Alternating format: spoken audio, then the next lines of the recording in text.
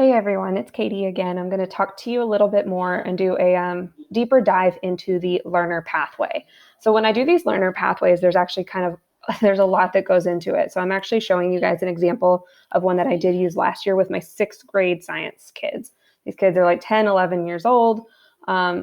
This is a lot. And I am going to break it down into pieces for you so that you can really see where it's coming from and how this was the kids' number one tool. And I told them that every single day, like, you have to have this before pretty much anything else, because if you don't have this, you don't know what's next.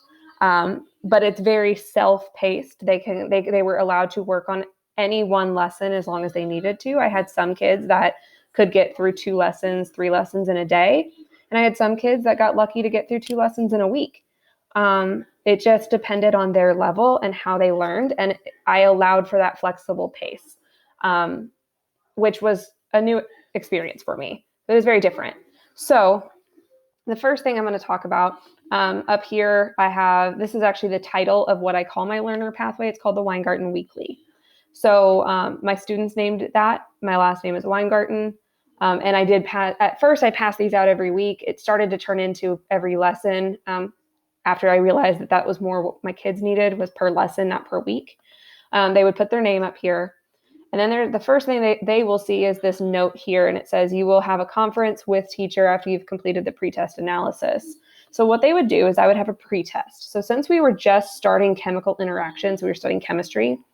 So since we were just starting that, they had to take this like the entire unit pretest, right? A lot of times I would do like a lesson pretest. It was maybe 2 questions, 3 questions. It wasn't anything crazy. But for this lesson, they had to take the big pretest for the unit so that they could see their growth, right? So in here, they would write down what they got. So I'd grade it and say, all right, here's what you got. Let's talk about it. Let's talk about where you need to start on your journey, right? So let's say a kid tested and really didn't need much in lesson 1, right? So I'm going to give you like 3 different examples, right? So we're going to start with a kid, really bright kid, really understands lesson 1 already, scored really well on the pretest. I'm not going to ask him or her, I'm not going to ask him to do anything in this first column because I don't think they really need it. If they're already mastering the concepts, I don't need them to do this. This now is busy work. They can choose to do it. I'm not going to tell them no. I'm not going to tell them no, you can't do it. But if they're doing super well on that lesson 1 part of the pretest, then they don't need to do DOK 1 or DOK 2. So I'm going to talk to you about what DOK means in just a minute. So if you look at this picture here, I was hoping to make it bigger. Let's see if that makes it bigger. Not really, but I'll zoom in for you guys. These are the depth of knowledge, which is what DOK stands for, depth of knowledge levels. So you've got your level 1, which is recall. So this is things like identify, draw, list, define. It's just recalling facts, right? That's recalling a fact is not deeper learning. It's learning, it's just not deeper. Level 2 is skills and concepts. So infer, identifying patterns, organizing, distinguishing, interpreting, predicting. All of these are things that would be on that level 2 category. Level 3 is strategic thinking. So revising, critiquing, hypothesizing, citing evidence, which is big in science, and a few other topics, honestly. Investigate, compare. There's a little bit of crossover sometimes between 2 and 3. But if you're having them assess or develop a logical argument, you're in the level 3 category. You're starting to get towards that deeper learning. And then the last one here, there's not very many in here, and there's a reason, because this one's the hardest one to get to. Proving, creating, analyzing, critiquing, which, yes, there's crossover. Applying concepts. Let's see what else there was on there. Nope, they went away on me.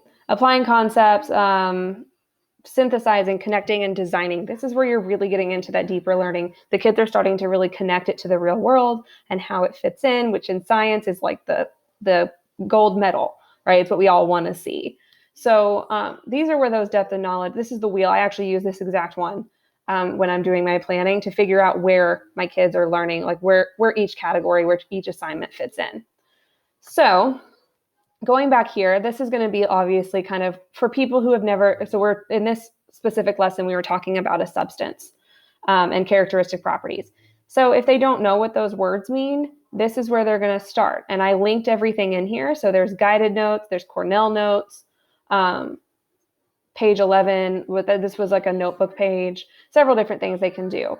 If a kid maybe can recall the definition, but maybe doesn't know how to apply that knowledge, I'm going to have them start here in this DOK2 category, right? And the idea is that once they get done with DOK1, they move on to DOK2. Once they're done with DOK2, they move on to DOK3 and 4, which I do usually combine. It just is there's a lot of crossover between those two, so I tend to put them kind of all in one box.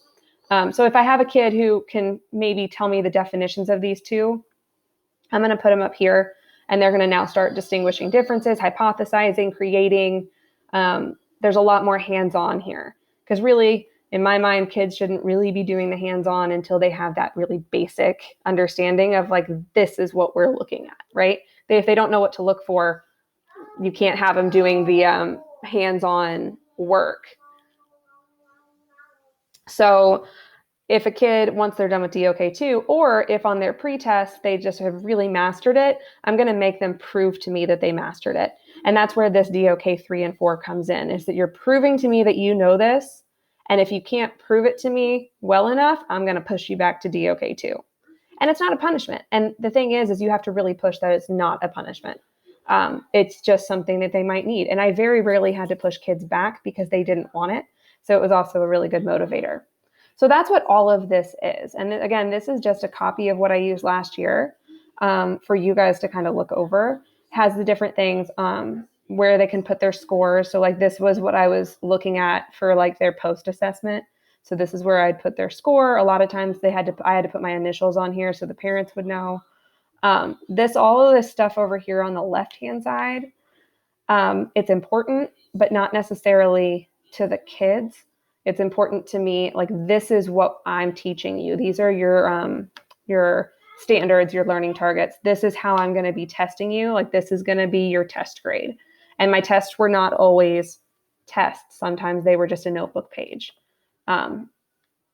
Anyway, so when you come back up here, so you've seen the pre-test and post-test assessment goals.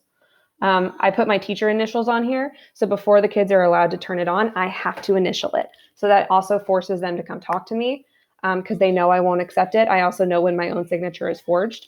So they know they have to do it. And if they ever turn it in without one, I hand it right back as soon as I get it without a grade on it. So they have to get it signed by me. And when they come to get it signed by me, I just give it a brief look over. Sometimes I'll ask them to show me. I want you to show me page 21 in your notebook, right? So I didn't do it every time. It was random. So it just kind of depended on the day. Like if a kid was working in DOK2 and that's what he was talking to me about, all right, I want you to show me what you did. And then there were some times where I was like, all right, cool. Like go ahead and move to DOK3, right? Because if they don't feel like they're ready in the way that this personalized learning works, they're not going to move on.